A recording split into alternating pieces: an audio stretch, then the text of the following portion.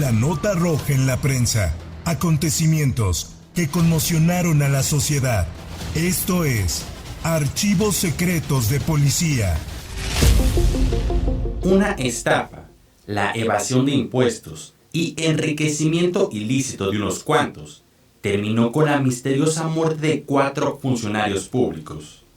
Esta es la historia del fraude de las estampillas fiscales.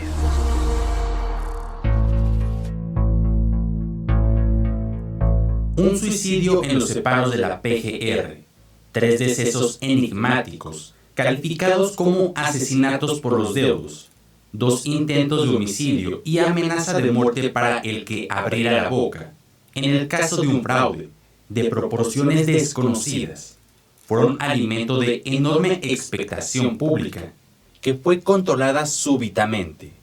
De nada sirvieron las denuncias de 3 respetables viudas y varios familiares del profesionista, que se privó de la vida voluntariamente cuando era investigado por un fraude con estampillas fiscales a mediados de junio de 1957.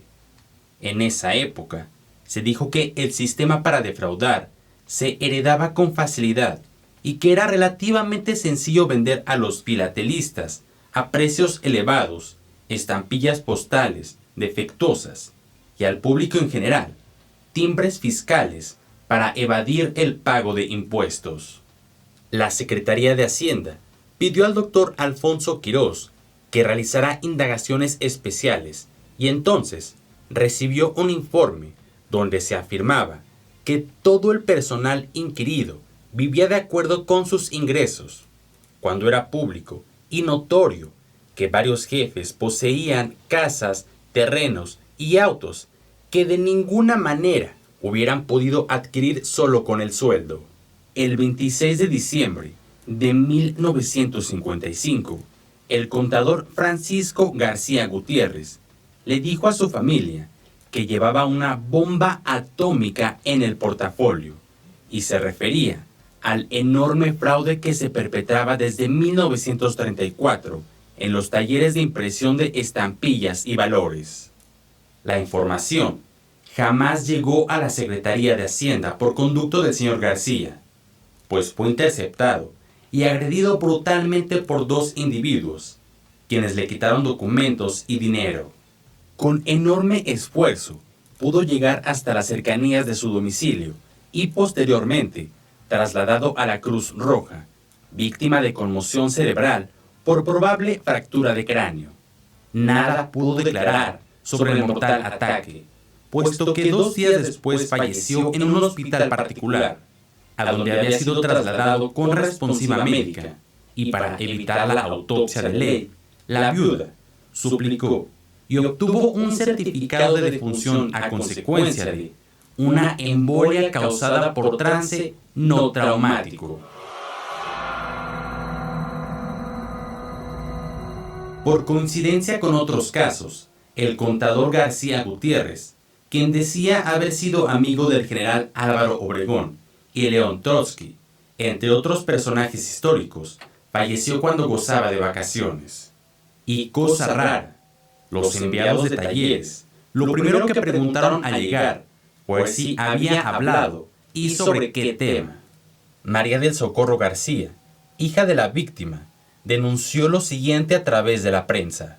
Desde las 8 de la mañana de aquel lunes 26 de diciembre de 1955, mi padre se encontraba muy nervioso y al sacar una carta membretada de la Secretaría de Hacienda, nos dijo que no aguantaba más, que iba a denunciar a esos tipos con la bomba atómica. Cerca de la Escuela Normal de Maestros fue atacado por presuntos pistoleros y no solo perdió su bomba atómica, sino 14,000 pesos en efectivo que pensaba invertir en sociedad, con 2 de mis hermanos.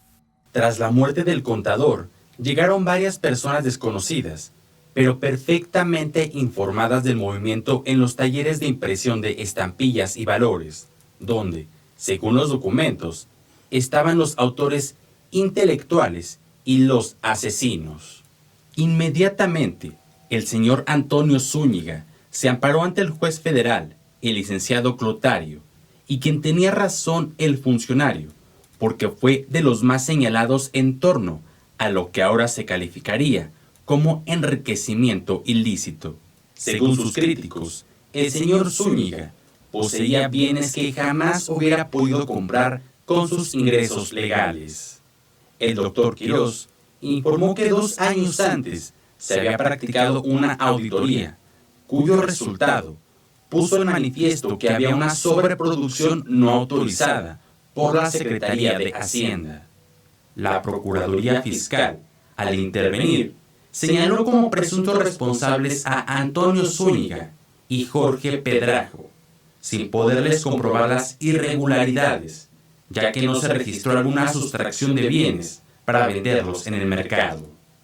Es decir, que para el doctor Quirós, la sobreproducción de timbres y marbetes fiscales fue una irregularidad y no un fraude de proporciones fácilmente conmensurables. El conocido deportista Gabriel Tornel Salcedo, amigo del secretario de la Defensa Ramos Santos, fue otra víctima de la jefatura, supuestamente algo a lo que denominaban mal de ojo, que parecía rondar por la oficina contable de los talleres de estampillas y valores. El profesor Tornel, por otra parte, sabía perfectamente de la existencia del fraude. Fue él quien denunció uno por 57 millones de pesos en los mismos talleres. Trató, por medio de cartas, de interesar a los altos funcionarios de Hacienda en investigar algunas irregularidades en los talleres, pero nada se hizo. La prensa, tras investigaciones realizadas durante varios días, logró localizar a la familia del desaparecido profesor, cuya muerte, ocurrida en circunstancias extrañas, se conoció hasta mucho tiempo después. María del Refugio Martínez, viuda de Tornel, al ser interrogada, manifestó: He tenido siempre la creencia de que mi esposo fue asesinado. Su muerte ocurrió en circunstancias por demás extrañas, aunque para tranquilizarme, sus hijos me dijeron que había sido natural, a consecuencia solo de las lesiones sufridas al caer del caballo. Nadie sospechó nada. Mi esposo fue trasladado al hospital militar, permaneciendo allí hasta el 16 de octubre, fecha en que falleció. Unos días antes de morir, en una plática que tuve con él, casi de las últimas, me dijo que preguntara quién había arreglado el caballo, porque lo había hecho mal. Lo vi preocupado entonces, y después su actitud fue más extraña. Él creyó hasta el día de su muerte que había caído por un accidente, o cuando menos así lo externó. Sin embargo, tengo mis sospechas que fue asesinado. El profesor Tornel había solicitado su jubilación al puesto que ocupaba en la Secretaría de Hacienda, pocos meses antes de su muerte. Según manifestó a su esposa, lo hizo porque quería evitarse enemistades que tenía con algunos funcionarios de talleres. Sin embargo, la sentencia de muerte había sido dictada en su contra por esos funcionarios a los que se refirió el profesor Tornel. Ya había sido invitado a unirse con los autores del fraude, responsables también, sin duda, del accidente del señor Rojas Pérez. De nada valió entonces el haberse retirado. Lo que sabía sobre las irregularidades bastaba. Grandes cantidades de dinero se le ofrecieron al profesor Tornel para que abandonara su actitud en el sentido de señalar todas las malas prácticas de los talleres. Nunca las aceptó, y por eso, al ver que las autoridades no deseaban aclarar el fraude que se cometía desde entonces, decidió retirarse, y así lo hizo, pues al morir ya se había jubilado. Cosas muy extrañas sucedieron al morir el profesor Tornel. Tal parece que las coincidencias sobre los casos se ligan íntimamente. Según lo demostró su esposa, el certificado de defunción del profesor Tornel, al que ella dice que lo dejaron morir, fue expedido por embolia causada por trance no traumático, es decir, las mismas palabras del certificado de defunción de otra de las víctimas del fraude. La señora Manzano, viuda del contador Eladio Rojas, dijo que el profesionista supuestamente fue atropellado por un tranvía el 12 de enero de 1949 en la calzada de Tlalpan, cuando salía de una fiesta de sus compañeros de los talleres, que habían organizado durante las vacaciones del señor Rojas. Ella y sus hijos creían con firmeza que Eladio fue asesinado y que no estaba borracho cuando resultó lesionado. Creemos que mi esposo sí conocía el fraude que al parecer se llevó a cabo en los talleres. 8 meses después del fallecimiento de Eladio, el profesor Gabriel Torneles Salcedo, quien lo sustituyó, denunció un fraude por 57 millones de pesos al margen del fraude principal. No creo que la muerte de los contadores de los talleres sea una coincidencia y, además, que todos fueron victimados cuando disfrutaban de vacaciones. Todavía hay material para investigar al actual contador, señor Tiburcio Unzueta, ya que fue agredido al salir de su domicilio, igual que le pasó al señor García, y durante un viaje por carretera a Cuernavaca. Su camioneta volcó aparatosamente, porque le habían pinchado las mangueras de los frenos. ¿Eso también es coincidencia? En la Cruz Roja les indicaron que solo había recibido fracturas en una pierna y golpes contusos en diversas partes del cuerpo.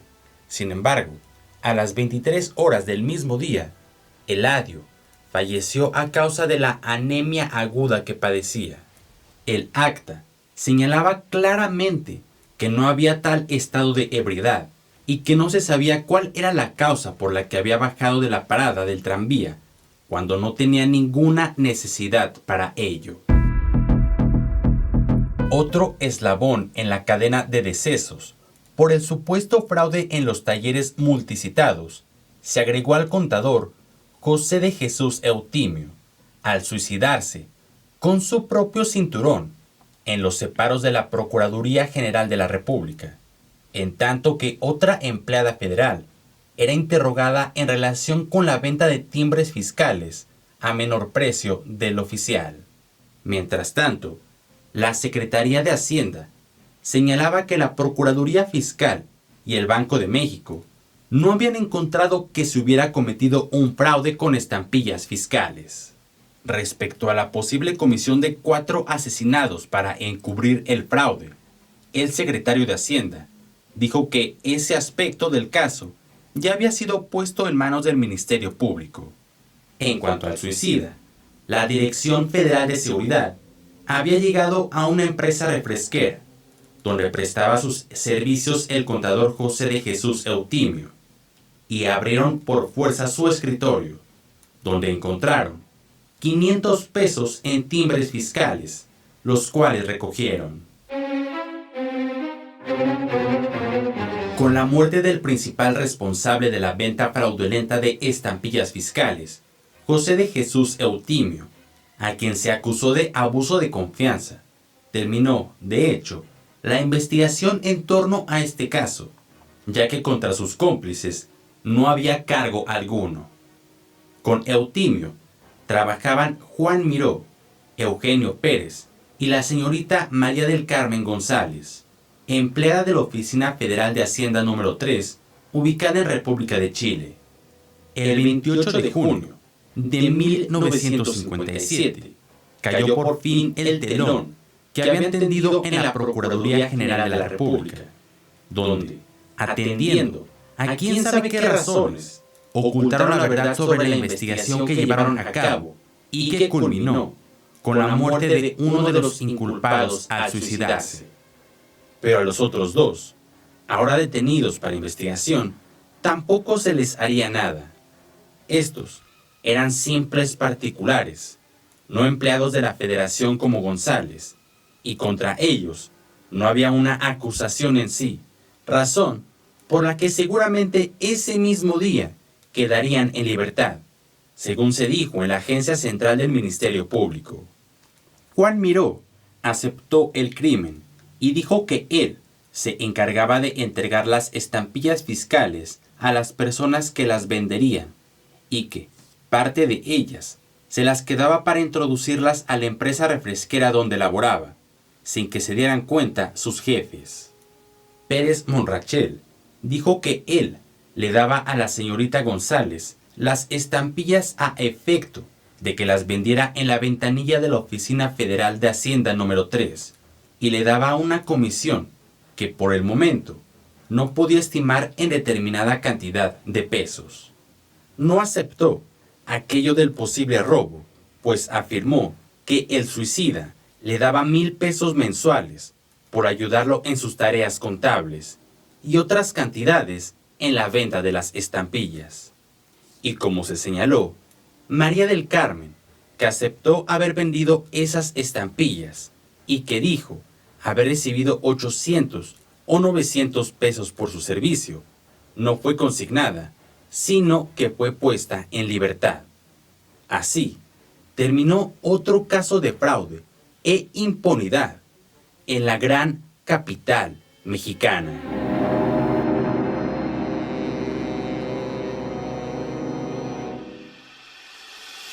Puedes escuchar este y otros podcasts OM en Apple Podcast, Spotify, Google Podcast, Acast, Deezer, Amazon Music o al correo podcast@om.com.mx. Esta es una producción de La Prensa y El Sol de San Luis para Organización Editorial Mexicana.